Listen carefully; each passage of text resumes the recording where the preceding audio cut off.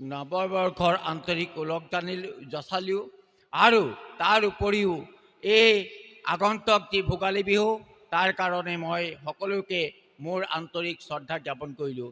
আজি এই জাতীয় বিদ্যালয়খন প্ৰতিষ্ঠাৰ যি 25 বছৰ বৰ্ষ উদযাপন অনুষ্ঠান মুকলি কৰিছে, তাৰ কাৰণে মই এই বিষয়ববীয়াসকলক আন্তৰিকতাৰে কৃতজ্ঞতা জ্ঞাপন কৰিলোঁ।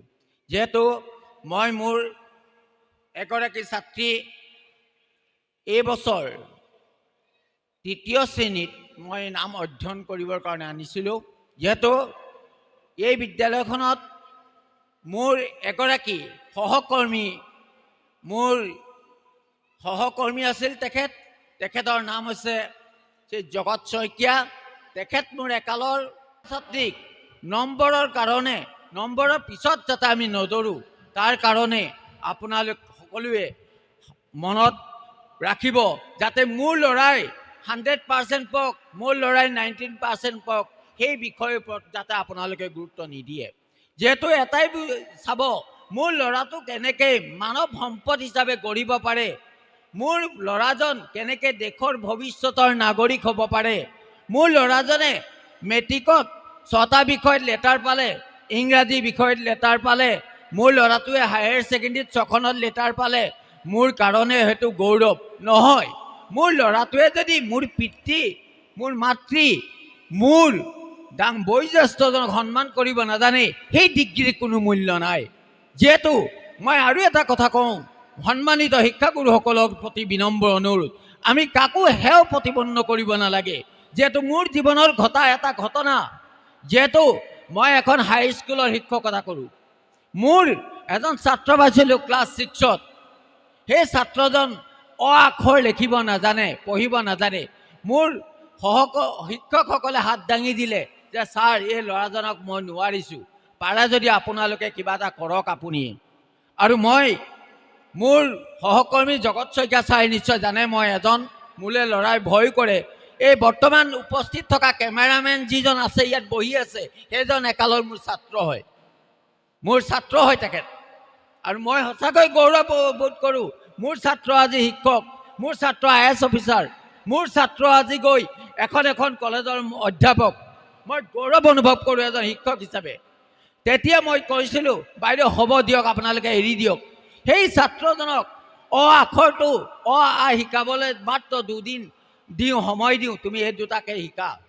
আৰু এই ধৰণে কৰোঁতে তাক বৰ্ণখিনি শিকালোঁ, স্বৰবৰ্ণ, ব্যঞ্জন বৰ্ণ শিকালোঁ। এই ধৰণে কৰোঁতে সেই ল'ৰাজনে যিদিনাখন মেট্ৰিকত 2খন পেপাৰত আপোনাৰ লেটাৰ পালে, তেতিয়া মই আনন্দ অনুভৱ কৰিলোঁ, তেতিয়া মই গৌৰৱ অনুভৱ কৰিলোঁ যে সঁচাকৈ মোৰ শিক্ষাৰে মই কাৰোবাক অনুপ্ৰাণিত কৰিব পাৰিছোঁ। আৰু মই যেতিয়া মেটেকা শংকৰদেৱ উচ্চ মাধ্যমিক বিদ্যালয়ত শিক্ষকতা কৰি আছিলোঁ, তেতিয়া মোৰ মনত আছে একালৰ ঘটনা এটা। কালুগাঁও চিৰাখুণ্টাৰ পৰা এজন ল'ৰা আহিছিল। ছাত্ৰজন হাতত বেগ নাথাকে, কিতাপ এনেকৈ লৈ আহে আৰু বহুত ফটা চিটা লিখীয়া কাপোৰ পিন্ধি আহে।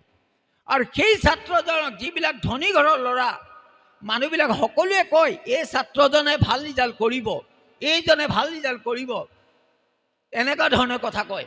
কিন্তু তেতিয়া মই সেই ছাত্ৰজনৰ জীৱনৰ মোৰ আজিও মনত আছে, যিদিনাখন মেট্ৰিক পৰীক্ষাৰ ৰিজাল্ট দিছিল, সেই ল'ৰাজনে 4খন বিষয়ত লেটাৰ লৈ পাছ কৰিছিল। সমাজ বিজ্ঞান, বিজ্ঞান, অসমীয়া আৰু গণিতত তেওঁ লেটাৰ লৈ পাছ কৰিছিল। নিশ্চয় আমাৰ জগত শইকীয়া ছাৰ আছে, তেখেতে সেই কথা জানে।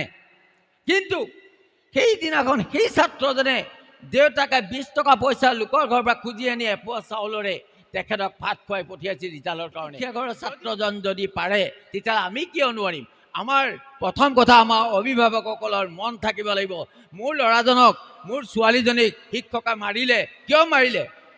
মই পঢ়িবলৈ পঠিয়াইছোঁ কিবা? আমাৰ আজিৰ প্ৰজন্মৰ, আমাৰ অভিভাৱকৰ আমিও হয়, মোৰ ল'ৰাক, মোৰ ছোৱালীক পঢ়িবলৈ পঠিয়াইছোঁ, কিয় মাৰিছে আপুনি? সেই শব্দটো যদি কৈ দিওঁ, মোৰ ল'ৰাজনক কেতিয়াও মই মানৱ সম্পদ হিচাপে গঢ়িব নোৱাৰোঁ।